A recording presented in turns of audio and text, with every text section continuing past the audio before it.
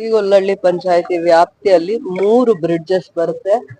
ಕಳೆದ 10 ವರ್ಷಗಳಿಂದ ಈ ಭಾಗದಲ್ಲಿ ರೈತರಿರ್ಬೋದು, ವಿದ್ಯಾರ್ಥಿಗಳಿರ್ಬೋದು, ಎಲ್ಲರೂ ಕೂಡ ಈ ಬ್ರಿಡ್ಜ್ ತುಂಬಾ ಹಾಳಾಗಿದ್ರಿಂದ, ಮಳೆ ಬಂದು ಹದಗೆಟ್ಟಿದಾಗಿಂದಾನು ತುಂಬಾ ಇವ್ರ ಬೇಡಿಕೆ ಆಗಿತ್ತು. ಸ್ಥಳೀಯವಾಗಿರುವಂತ ಮುಖಂಡರು, ರೈತರು, ಕಾಲೇಜು ಸ್ಕೂಲ್ಗೆ ಹೋಗುವಂತವ್ರು, ಹಾಸ್ಪಿಟಲ್ಸ್ಗೆ ಹೋಗುವಂತವ್ರು, ಅಲ್ಲಿ ಇಲ್ಲಿ ಏನೇ ಕಷ್ಟ ಸುಖಕ್ಕೆ ಹೋಗ್ಬೇಕು ಅಂತಂದ್ರೆ ರಸ್ತೆ ಜೊತೆಯಲ್ಲೂ ಬ್ರಿಡ್ಜಸ್ ತುಂಬಾ ಹಾಳಾಗಿ, ಅಂದ್ರೆ 40-50 ವರ್ಷದ ಹಳೆ ಬ್ರಿಡ್ಜಸ್ ಆಗಿತ್ತು ಇವು. ಯಾವ ಕಾಲದಲ್ಲೂ ಅನುದಾನ ತರಕ್ ಆಗಿರ್ಲಿಲ್ಲ. ಯಾವ ಕಾಲದಲ್ಲೂ 5 ವರ್ಷದ ಹಿಂದೆ 10 ವರ್ಷದ ಹಿಂದೆ ವಿಚಾರ ಮಾತಾಡ್ತಾ ಇಲ್ಲ.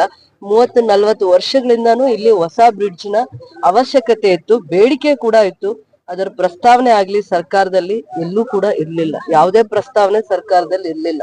ಸ್ಥಳೀಯವಾಗಿರುವಂತ ಮುಖಂಡರಿರ್ಬೋದು, ರೈತರಿರ್ಬೋದು, ಈ ಭಾಗದಲ್ಲಿರುವಂತ ಗೌರವಾನ್ವಿತ ಗ್ರಾಮ ಪಂಚಾಯತ್ ಸದಸ್ಯರು ಈ ಬ್ರಿಡ್ಜಸ್ ನ ಅವಶ್ಯಕತೆ 3-4 ಪಂಚಾಯತಿಗೆ ಅವಶ್ಯಕತೆ ಇತ್ತು. ಮಳೆ ನೀರ್ ಬಂದಾಗ ಏನ್ ಪರಿಸ್ಥಿತಿಗೆ ಬರ್ತಾ ಇದ್ರು ಅಂದ್ರೆ, ಆಲ್ಮೋಸ್ಟ್ 1 ವಾರ 10 ದಿನ ನಮ್ ರಸ್ತೆ ಸಂಪರ್ಕ ಕೂಡ ಕಳ್ಕೊಂಡಿದ್ರು. ರಸ್ತೆ ಸಂಪರ್ಕ, ಸ್ಕೂಲ್ಗೆ ಹೋಗಕ್ ಆಗ್ತಿರ್ಲಿಲ್ಲ. ಆ ಭಾಗದಿಂದ ನತ್ತ, ಕೋಗ್ಲಹಳ್ಳಿ, ಈ ಕಡೆ ಹಳ್ಳಿಗಳಿಂದ ಸ್ಕೂಲ್ಗೆ ಬರ್ಬೇಕು ಅಂತಂದ್ರೆ ಮಕ್ಕಳಿಗೆ 1 ವಾರ 10 ದಿನ ಸ್ಕೂಲ್ಗೆ ಹೋಗದೆ ಅಂಗ್ಲ ಮೇಲೆ ಹೋಗಿದ್ದಾರೆ. ಗುಟ್ಟಳ್ಳಿ ಪಂಚಾಯತಿ ಅಂಗ್ಲ ಕಡೆಯಿಂದ ಹೋಗಿದ್ದಾರೆ. ಆ 2 ವರ್ಷ ಸತತವಾಗಿಂತ ಸಮಸ್ಯೆಗಳನ್ನ ಅನುಭವಿಸಿದ್ಮೇಲೆ ನಾನು ಯಾವ್ದೇ ಗ್ರಾಮಕ್ಕೆ ಹೋದಾಗ ಈ ಭಾಗದಲ್ಲಿ ಎಸ್ಪೆಷಲಿ ಕಳ್ಳಿಕುಪ್ಪಗೆ ಹೋದಾಗ ಪದೇ ಪದೇ ಆ ಭಾಗದ ಮುಖಂಡರು, ರೈತರು ನನ್ಗೆ ಒತ್ತಾಯ ಮಾಡಿದ್ ನಿಜಾನೇ. ಒಂದ್ 50 ಲಕ್ಷನೋ 1 ಕೋಟಿನೋ 2 ಕೋಟಿನೋ ಆದ್ರೆ ಈ ಕೆಲಸ ಅರಿಯುವಂತದ್ದು ಇರ್ಲಿಲ್ಲ. ಬಡ್ಮಾಕ್ನಳ್ಳಿದು ಒಂದು ಬ್ರಿಡ್ಜ್ ಮಾಡ್ಬೇಕಾಗಿತ್ತು. ಬಡ್ಮಾಕ್ನಳ್ಳಿ ಹತ್ರ ಅದು 1.5 ಕೋಟಿ, 2 ಕೋಟಿ, 2.5 ಕೋಟಿ, ಎಲ್ಲಾನು 2.5 ಕೋಟಿ ಮೇಲೆ ಇರುವಂತ ಬ್ರಿಡ್ಜಸ್ ಇದು. ಒಂದು ಬ್ರಿಡ್ಜ್ ಇವತ್ ನಾವ್ ಯಾವ ಜಾಗದಲ್ಲಿ ಪೂಜೆ ಆಗಿರೋ ಜಾಗದಲ್ಲಿ ನಿಂತಿದೀವಿ, 2.5 ಹತ್ತತ್ರ 3 ಕೋಟಿ ಅಷ್ಟು ವ್ಯಾಲ್ಯೂ ಅಲ್ಲಿ ಇದು ಕಟ್ತಾ ಇರುವಂತದ್ದು. 3 ಕೋಟಿ ಅನುದಾನದಲ್ಲಿ ಕಟ್ತಾ ಇರುವಂತದ್ದು. ಇವೆರಡೂ ಕೂಡ ಕೆಲಸ ಶುರುವಾಗಿದೆ. ಈ ಭಾಗದಲ್ಲಿ ನಾವ್ ಯಾವ ಜಾಗದಲ್ಲಿ ನಿಂತಿದೀವಿ ಅದು ಕೆಲಸ ಶುರುವಾಗಿ 20 ದಿನ ಆಗಿದೆ.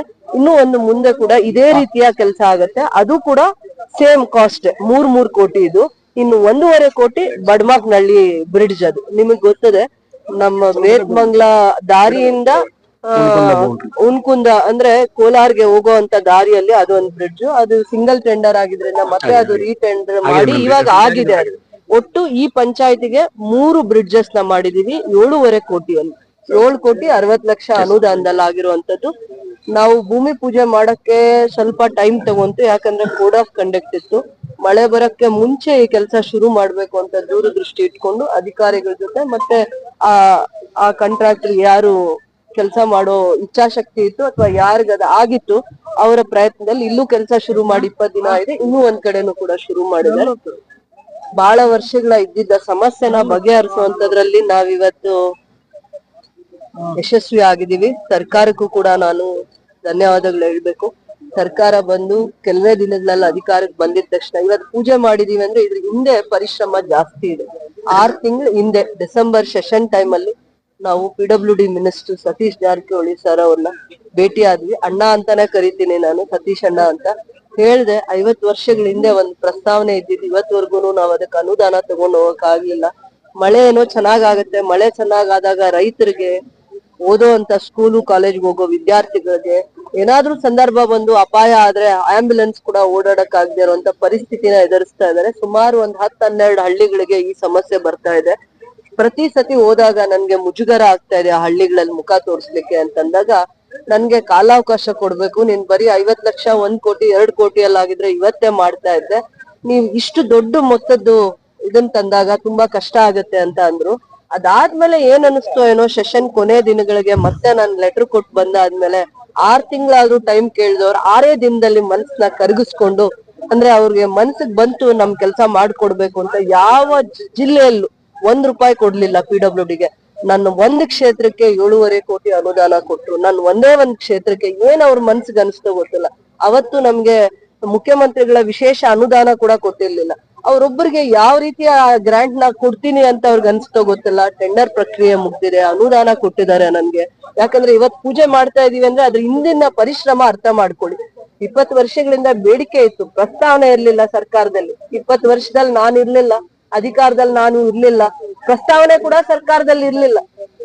ಪ್ರಸ್ತಾವನೆಯನ್ನ ಕೊಟ್ಟು ನಮ್ ಬೇಡಿಕೆಗಳನ್ನ ಅರ್ಥ ಮಾಡಿಸಿ ಅನುದಾನನು ತಂದು ಯಶಸ್ವಿಯಾಗಿ ಟೆಂಡರ್ ಪ್ರಕ್ರಿಯೆಯನ್ನು ಮುಗಿಸು ಇವತ್ತು ಕೆಲಸನು ಅಧಿಕೃತವಾಗಿ ಚಾಲನೆ ಮಾಡಿದೀವಿ. ಅದಕ್ಕೆ ಮುಂಚೆಯಿಂದಾನು ಕೂಡ ಕೆಲಸ ಮಾಡಿದ್ದಾರೆ. ಯಾಕಂದ್ರೆ ಮಳೆ ಬಂದ್ರೆ ಈ ವ್ಯವಸ್ಥೆಯಲ್ಲಿ ಕೆಲಸ ಮಾಡ್ಲಿಕ್ಕೆ ಆಗಲ್ಲ ಅಂತ ಅನ್ಸಿದ್ವಿ. ಒಂದೇ ಅಲ್ಲ, ನಾನು ಇಡೀ ಕ್ಷೇತ್ರಕ್ಕೆ 13 ಕೋಟಿಯಷ್ಟು ಬ್ರಿಡ್ಜಸ್ಗೆ ಅನುದಾನ ಕೊಟ್ಟಿದ್ದಾರೆ. ಮಲ್ಲಳ್ಳಿದು ಕೂಡ 3 ರಿಂದ 4 ಕೋಟಿ ಬ್ರಿಡ್ಜ್ ಮಾಡ್ಲಿಕ್ಕೆ ಮಲ್ಲಳ್ಳಿ ಹತ್ರ. ಅದಾದ್ಮೇಲೆ ರಾಯಚಂದ್ರ ಮಾರ್ಗವಾಗಿ ತಾತೇನಹಳ್ಳಿ ನಿಮ್ದು ವೆಂಕಟೇಂದ್ರ ಪಂಚಾಯತಿ ಅಲ್ಲೂ ಕೂಡ ಒಂದು ಬ್ರಿಡ್ಜ್ ಪ್ರಸ್ತಾವನೆ ಇಟ್ಟಿತ್ತು. ಟೋಟಲ್ 15 ಕೋಟಿಯ ಅನುದಾನದಲ್ಲಿ ಬ್ರಿಡ್ಜಸ್ ನನ್ನ ಇಡೀ ಕ್ಷೇತ್ರದಲ್ಲಿ ಮಳೆ ಜಾಸ್ತಿ ಆಗಿ ಕೂಡಿ ಹೋಗುವಂತ ಪರಿಸ್ಥಿತಿ ಬಂದ್ರೆ ಯಾವ್ಯಾವ ಬ್ರಿಡ್ಜ್ಗೆ ತೊಂದರೆ ಆಗಿದೆ, ವ್ಯವಸ್ಥೆ ಇಲ್ಲ, ದುರಸ್ತಿ ಮಾಡೋದಂದ್ರೆ ರಿಪೇರ್ಸ್ ಮಾಡೋದ್ರದ್ದು ನನ್ಗೆ ಕನ್ಸರ್ನ್ ಇರ್ಲಿಲ್ಲ. ಹೊಸ ಬ್ರಿಡ್ಜೇ ಮಾಡ್ಬೇಕನ್ನೋಂಥದ್ದು, ಯಾವ್ದು ಹಂಗೆ ರಿಪೇರಿ ಮಾಡಿ ಹಂಗೆ ಉಳಿಸ್ಕೊಳ್ಳೋಣ ಅನ್ನೋ ಮನಸ್ಥಿತಿಯಲ್ಲೆಲ್ಲ ಹೊಸಾದಕ್ಕೇನೆ ಪೂಜೆ ಮಾಡ್ಬೇಕು, ಭೂಮಿ ಪೂಜೆ ಮಾಡ್ಬೇಕು, ಅನುದಾನ ತರಬೇಕು ಅನ್ನುವಂತ ಪ್ರಯತ್ನದಲ್ಲಿ ಸರ್ಕಾರದಲ್ಲಿ ಯಶಸ್ವಿ ಆಗಿದ್ದೀನಿ. ಸರ್ಕಾರಕ್ಕೆ, ಮುಖ್ಯಮಂತ್ರಿಗಳಿಗೆ, ಉಪಮುಖ್ಯಮಂತ್ರಿಗಳಿಗೆ, ವಿಶೇಷವಾಗಿ PW ಲೋಕೋಪಯೋಗಿ ಇಲಾಖೆಯಲ್ಲಿ ನಮ್ಗೆ ಅನುದಾನನ ಕೊಟ್ಟು ಆಲ್ಮೋಸ್ಟ್ 12 crores 12 ಕೋಟಿ ಅನುದಾನನ ಬಿಡುಗಡೆ ಮಾಡಿದ್ದಾರೆ. ಇದು ಒಂದೇ ಪಂಚಾಯತಿಗೆ 7 ಕೋಟಿ 60 ಲಕ್ಷ. ಯಾಕಂದ್ರೆ ಇನ್ನೆರಡು ಪಂಚಾಯತಿಗಳದ್ದು ಅಲ್ಲಿ ಪೂಜೆ ಮಾಡುವಾಗ ತಿಳಿಸ್ತೀನಿ. ಇದು ಒಂದು ಪಂಚಾಯತಿಗೆ 7 ಕೋಟಿ 60 ಲಕ್ಷ ಅನುದಾನದಲ್ಲಿ ಇದಾಗ್ತಾ ಇದೆ. ಮತ್ತೆ ಬರುವಂತ ದಿನಗಳಲ್ಲಿ 20 ರಿಂದ 25 ಹಳ್ಳಿಗೆ ಇದು ಕನೆಕ್ಟಿವಿಟಿ ಇದೆ. ನಿಮ್ದು ಮೊದ್ಲಿಂದಾನು ಕೂಡ ಹೇಳ್ತಾ ಇದ್ರು ಆಮು ಅಣ್ಣವರು, ನನ್ಗೂ ಕೂಡ ನಮ್ KGF ಕ್ಷೇತ್ರದಿಂದ ಮುಳುಬಾಗಿಲಿಗೆ ಗ್ರಾಮೀಣ ಭಾಗದವ್ರು ಹೋಗ್ಬೇಕು ಅಂತಂದ್ರೆ ಈ ಮಾರ್ಗನೇ ಯೋಗ್ಯವಾಗಿರೋದು ಅಂತ ಅಂದ್ಬಿಟ್ಟು, ರಸ್ತೆ ನಾವ್ ಎಷ್ಟೇ ಸತಿ ಹಾಕಿದ್ರು ಕೂಡ ಉಳ್ಕೊಳ್ಳಿಲ್ಲ. ಕಳೆದ 2 ವರ್ಷಗಳಿಂದ ತುಂಬಾ ಸತಿ ಮಳೆ ಆಗ್ತಾ ಆಗಿರ್ಲಿಲ್ಲ. ಸೊ ಇದೊಂದು ಒಳ್ಳೆ ಎಲ್ಲರ ಪ್ರಯತ್ನದಲ್ಲಿ, ಎಲ್ಲರ ಆಶೀರ್ವಾದದಲ್ಲಿ, ಮತ್ತೆ ಅವ್ರ ಸಂಕಲ್ಪ ಕೂಡ ಆಗಿತ್ತು. ಈ ಕೆಲಸ ನಾನ್ ಮಾಡ್ಕೊಂಡ್ ಬರ್ತೀನಿ ಅನ್ನೋಂತ ನಂಬಿಕೆ, ವಿಶ್ವಾಸ ನನ್ ಮುಖಂಡ್ರು, ಈ ಭಾಗದ ರೈತರು ನನ್ ಮೇಲೆ ವಿಶ್ವಾಸ ಇಟ್ಟಿದ್ರು. ಅವರ ಋಣ ತೀರ್ಸುವಂತ ಕೆಲಸ ಮಾಡಿದೀನಿ. ನನ್ಗೆ ಸರ್ಕಾರದ ಬಗ್ಗೆ ಹೆಮ್ಮೆ ಇದೆ. ಇಂತ ಕಷ್ಟದ ದಿನಗಳಲ್ಲೂ ನನ್ಗೆ ಅನುದಾನವನ್ನ ಕೊಟ್ಟಿದ್ದಾರೆ. ಒಂದ್ ಜಿಲ್ಲೆಗೆ ಅನುದಾನ ಕೊಡಕ್ ಆಗದೆ ಇದ್ರು ಕೂಡ ನನ್ ಕ್ಷೇತ್ರಕ್ಕೆ ಅನುದಾನವನ್ನ 6 ತಿಂಗಳ ಹಿಂದೆನೆ ಬಿಡುಗಡೆ ಮಾಡಿದ್ರು. ಅದರಿಂದ ಖುಷಿ ಇದೆ. ಮಳೆ ಬರೋ ಮುಂಚೆ ಅದನ್ನ ಕೆಲಸ ಮಾಡ್ಕೊಳ್ಳಿ ಅಂತ ಅಂದ್ಬಿಟ್ಟು ವೆಂಕಟರಾಮ್ ರೆಡ್ಡಿ ಅಣ್ಣ ಅವರು ಇದೇ ಭಾಗದಲ್ಲಿ, ಮುಳಬಾಗ್ಲವರು ಇದೇ ಭಾಗದಲ್ಲಿ ಬಹಳ ಕೆಲಸಗಳನ್ನ ಮಾಡಿದ್ದಾರೆ. ದೊಡ್ಡ ಕಾಂಟ್ರಾಕ್ಟರ್, 20 ವರ್ಷದಿಂದಾನು ಇದೇ ಪ್ರೊಫೆಷನ್ ಅಲ್ಲಿ ಇದ್ದಾರೆ. ಮಳೆ ಬರೋಕ್ ಮುಂಚೆ ನೀವು ಈ ಭಾಗದಲ್ಲಿ ರೈತರಿಗಿರ್ಬೋದು, ಸ್ಥಳೀಯರಿಗಿರ್ಬೋದು, ಈ ಭಾಗದಲ್ಲಿ ಓದ್ಕೊಳ್ಳುವಂತವ್ರಿಗಿರ್ಬೋದು, ಏನೂ ತೊಂದರೆ ಆಗದೆ ಇರೋಂಗೆ, ನೀವು ಗ್ರಾಮಸ್ಥರಿಗೆ ಏನೂ ತೊಂದರೆ ಆಗದೆ ಇರೋಂಗೆ ನಿಮ್ ಕೆಲ್ಸನ ಮಾಡ್ಕೊಂಡು ಹೋಗ್ಬೇಕು. ಎಷ್ಟು ಬೇಗ ಮುಗಿಸ್ತೀರಾ ಅಂದ್ರೆ ಅಷ್ಟು ಬೇಗ ನಮ್ಗೆ ನಿಮ್ ಬಗ್ಗೆ ಹೆಚ್ಚಿನ ಗೌರವ ಬರುತ್ತೆ. ನಾವು ಯೂಶಲಿ ಯಾರನ್ನು ಉಗಳಲ್ಲ, ಆದ್ರೂ ನಾನು ನಿಮ್ಮನ್ನ ಪದೇ ಪದೇ ಹೇಳ್ತಾ ಇದೀನಿ, ಈ ಕೆಲ್ಸನ ನೀವು ಎಷ್ಟು ಶ್ರದ್ಧೆಯಿಂದ ಎಷ್ಟು ದಿನಗಳಲ್ಲಿ ಬೇಗ ಕಾಲಾವಕಾಶ ಕಡಿಮೆ ತಗೊಂಡ್ ಮಾಡ್ಕೊಟ್ಟಿದೀರ ಅಂದ್ರೆ ನಂಗೆ ನಿಮ್ ಬಗ್ಗೆ ಇನ್ನೂ ಗೌರವ ಬರುತ್ತೆ ಅಂತ ಹೇಳ್ತಾ, 1.5 ತಿಂಗಳಲ್ಲಿ ಈ ಬ್ರಿಡ್ಜ್ ನ ಮುಗಿಸ್ತೀವಿ ಅಂದಿದ್ದಾರೆ. ಇನ್ 1.5 ತಿಂಗಳಲ್ಲಿ ಅದನ್ನ ಕೆಲಸ ಶುರು ಮಾಡಿದಾರಲ್ಲ, ಅಲ್ಲೂ ಮುಗಿಸ್ತೀವಿ ಅಂದಿದ್ದಾರೆ. ಈ ಭಾಗದಲ್ಲಿ ಸ್ಥಳೀಯವಾಗಿರುವಂತ ಎಲ್ಲಾ ಮುಖಂಡರ ಕೂಡ ಸಹಕಾರವನ್ನ ಕೇಳ್ತಾ ಇದ್ದೀನಿ ನಾನು. ಇದು ರೈತರಿಗೋಸ್ಕರ, ವಿಶೇಷವಾಗಿ ಈ ಭಾಗದಲ್ಲಿ ಗ್ರಾಮಸ್ಥರಿಗೆ ಅನುಕೂಲ ಆಗ್ಲಿ ಅಂತ ಮಾಡಿರುವಂತ ಶ್ರದ್ಧೆಯಿಂದ ಸರ್ಕಾರದ ಗಮನವನ್ನ ಸೆಳೆದು ಅವ್ರ ಮನಸ್ಸನ್ನ ಗೆದ್ದು ನಾವು ತಂದಿರುವಂತ ಅನುದಾನ ಇದು. ಭವಿಷ್ಯದಲ್ಲಿ ಈ ಭಾಗದಲ್ಲಿ ಇನ್ನೂ ಒಳ್ಳೆ ರೀತಿಯ ರೋಡ್ ಕನೆಕ್ಟಿವಿಟಿ, ಅಂದ್ರೆ ರಸ್ತೆಯ ಮಾರ್ಗವನ್ನ ಇನ್ನೂ ಚೆನ್ನಾಗಿ ಮಾಡ್ತೀವಿ. ಇದು ಬ್ರಿಡ್ಜಸ್ಗೆ ಮಾತ್ರ ತಂದಿರೋ ಅನುದಾನ. ಬರುವಂತ ದಿನದಲ್ಲಿ ಇದನ್ನ ನಮ್ಮ ಗ್ರಾಮೀಣ ಭಾಗದಿಂದ ಮುಳುಬಾಗಿಲು ತಾಲೂಕ್ಗೆ ಹೋಗುವಂತ ರಸ್ತೆ ಕೂಡ ಮುಂದೆ ಅಗಲೀಕರಣ ಮಾಡುವಂತ ಒಂದು ದೂರದೃಷ್ಟಿ ನನ್ಗಿರೋದ್ರಿಂದ ಇವತ್ತು ಭೂಮಿ ಪೂಜೆಗೆ ನೀವೆಲ್ಲರೂ ಭಾಗಿಯಾಗಿದ್ದೀರಾ. ನಿಮ್ಮೆಲ್ಲರ ಸಾಕ್ಷಿಯಾಗಿ ಹೇಳ್ತಾ ಇದ್ದೀನಿ, ರಸ್ತೆ ಕೂಡ ಅಗಲೀಕರಣ ಮಾಡುವಂತ ಒಂದು ಉದ್ದೇಶ ಕೂಡ ನನಗಿದೆ. ಒಳ್ಳೆ ಕನೆಕ್ಟಿವಿಟಿ ಮಾಡ್ತೀನಿ. ನಮ್ ತಾಲೂಕಿಂದ ಮುಳಬಾಗಲ್ ಆವನಿಗೆ ಹೋಗೋದಕ್ಕೆ ಇದೆ ಹೋಗ್ತಾರೆ. ಅದೊಂದು ದೇವರ ಪವಿತ್ರವಾಗಿರುವಂತ ಅಂದ್ರೆ ಈ ಭಾಗದಲ್ಲಿ ಎಲ್ರು ಕೂಡ ರೂಢಿ ಇಟ್ಕೊಂಡಿದೀವಿ ಆವನಿ ದೇವಸ್ಥಾನಕ್ಕೆ ಹೋಗುವಂತದ್ದು.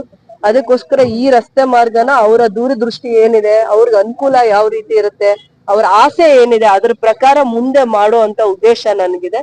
ಸರ್ಕಾರಕ್ಕೆ ವಿಶೇಷವಾಗಿ ಧನ್ಯವಾದಗಳು ಹೇಳ್ತೀನಿ. ಮಾತು ಉಳಿಸ್ಕೊಂಡಿದೀನಿ. ಈ ಭಾಗದಲ್ಲಿ ಅನಿಸ್ತಾ ಇತ್ತು ನಾನು ಇವ್ರ ಮಾತು ಉಳಿಸ್ಕೊಳ್ದೆ ಹೇಗಪ್ಪ, ಮತ್ತೆ ನಾನು ಒಂದ್ ಊರಲ್ಲಿ ಕಾಲಿಡ್ಬೇಕಂದ್ರೆ ಆ ಮಾತು ಉಳಿಸ್ಕೊಂಡಿದೀನ, ಅವ್ರು ಹೇಳಿದ ಕೆಲ್ಸ ಮಾಡಿದೀನ. ಕೆಲವೊಂದ್ ಜಾಗದಲ್ಲೆಲ್ಲ ರಸ್ತೆ ಕೆಲಸ ಮಾಡಿರ್ತೀವಿ, ಅವ್ರಿಗೆ ಗೊತ್ತೇ ಇರಲ್ಲ. ಎಲ್ಲೋ ಒಂದ್ ಹತ್ರ ಕುಡಿಯೋ ನೀರಿನ ಘಟಕಗಳನ್ನ ಮಾಡಿರ್ತೀನಿ, ಲೈಟ್ ಮಾಡಿರ್ತೀನಿ, ಮರ್ತೋಗ್ತಾರೆ. ಬಟ್ ಈ ಕೆಲ್ಸ ಶಾಶ್ವತವಾಗಿ ಚರಿತ್ರೆಯಲ್ಲಿ ಉಳಿದೋಗುತ್ತೆ ಅಂತ ಹೇಳ್ತಾ ಇದ್ರು.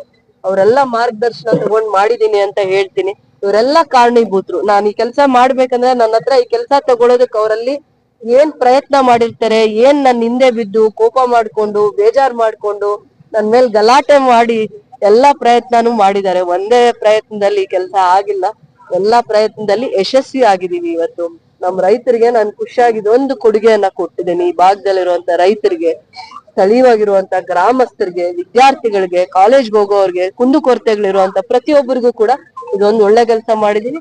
ಅಧಿಕಾರಿಗಳು ಕೂಡ ಇದನ್ನ ಜವಾಬ್ದಾರಿ ತಗೊಂಡು ಆಗಿಂದಾಗ ಇವತ್ತಿದೆ 8 ಗಂಟೆವರೆಗೂ ಕೆಲಸ ನಡೆಯುತ್ತೆ. ಸಂಜೆ 8 ಗಂಟೆ ಕೂಡ ಆಗ್ಬೋದು ಈ ಕೆಲಸ ಕಂಪ್ಲೀಟ್ ಆಗೋದಕ್ಕೆ. ಈ ಬೆಡ್ ಏನಿದೆ ಇದನ್ನ ಹಾಕಿದ್ರೆ ನಾಳೆ ನಾಡಿದ್ದು ಯಾವತ್ತಾದ್ರೂ ಮಳೆ ಬಂದ್ರು ಕಂಟಿನ್ಯೂಸ್ ಆಗಿ ಬಂದ್ರು ಇವ್ರ ಕೆಲಸ ಏನು ಅಡೆತಡೆ ಆಗಿ ನಿಲ್ಲಲ್ಲ. ಸೊ ಇನ್ ಮಿಕ್ಕಿದ್ದು ಕಂಟಿನ್ಯೂ ಮಾಡ್ಕೊಂಡು ಹೋಗ್ಬೋದು. ಎರಡು ವೆಹಿಕಲ್ಸ್ ಪಾಸ್ ಆಗೋ ರೀತಿನೇ ಅದನ್ನ ಮಾಡ್ಕೊಂಡಿರುವಂತದ್ದು. ದೊಡ್ಡ ವೆಹಿಕಲ್ಸ್ ಪಾಸ್ ಆಗೋದಕ್ಕೆ ವ್ಯವಸ್ಥೆ ಮಾಡ್ಕೊಂಡಿರುವಂತದ್ದು. ಇದನ್ನ ಗ್ರಾಮೀಣ ಭಾಗದಲ್ಲಿದೆ ಅಂತ ಸುಮ್ನೆ ಕಾಟಾಚಾರಕ್ಕೆ ಮಾಡ್ತಾ ಇಲ್ಲ. ಎಲ್ಲಾ ನೀವು ಸ್ಟಾಟಿಸ್ಟಿಕ್ಸ್ ಇವ್ರ ಹತ್ರ ತಗೊಳ್ಳಿ. ಎಕ್ಸಿಕ್ಯೂಟಿವ್ ಇಂಜಿನಿಯರ್ ಬಂದಿದ್ದಾರೆ, ಅವರು ಕೂಡ ನಿಮಗೆ ಮಾಹಿತಿ ಕೊಡ್ತಾರೆ ಈ ಕಡೆ.